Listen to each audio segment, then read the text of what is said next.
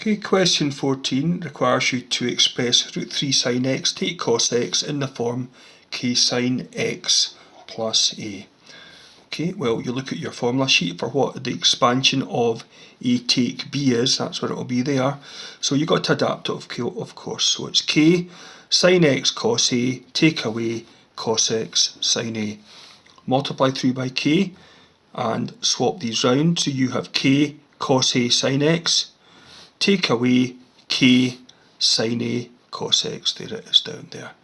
Okay, now sin x, so k cos a has to be root 3. The negative is taken care of, so k sin a has to be 1 because it's 1 cos x. So k cos a is root 3 and k sin a is 1. K squared is root 3 squared plus 1 squared. Root 3 squared, of course, is 3. 1 squared is 1. 3 and 1 is 4. So k is 2. So the cos of a would be root 3 over 2. And the sine of a would be 1 over 2. Now the one you'll probably recognise is the sine of a being a half. A would be 30, and that's the one we'll go for. So root 3 sin x take cos x is equal to 2 sin x take 30. Part B asks you to do a sketch of root 3 sin x take cos x.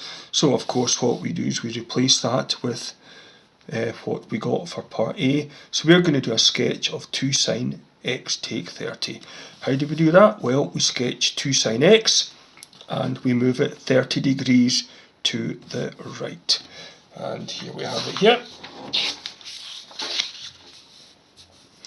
Now just for good measure, I'll show you both diagrams. There's 2 sin x going from 0 up to 2, crossing at 180, going down to minus 2 and up to 360. Obviously it's been helpful for me to sketch, to do my increments in jumps of 30 degrees, knowing that I'm going to be moving at 30 degrees. So I can just take all these points for 2 sin x and move them 30 degrees to the right. There we go, all these points, 30 degrees.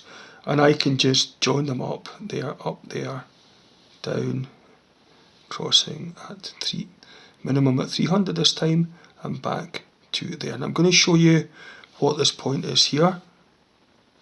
And it's going to be minus 1. Why? Well, when x is 0, there, what is y? Why is that minus 1?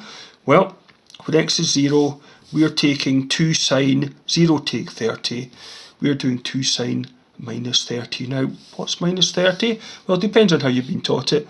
Minus 30 is coming backwards from 0. So that's the same as getting the sine of 330. Now the sine of 330 is going to be negative because of where it is, but it's going to have the same actual number as the sine of 30. So it's going to be negative sine 30. Sine of 30 is a half, which we alluded to earlier on. 2 times minus a half is minus 1. So when x is 0, y is minus 1. So we can continue this curve to there. And of course, that's where that's going to be as well. So there we have it.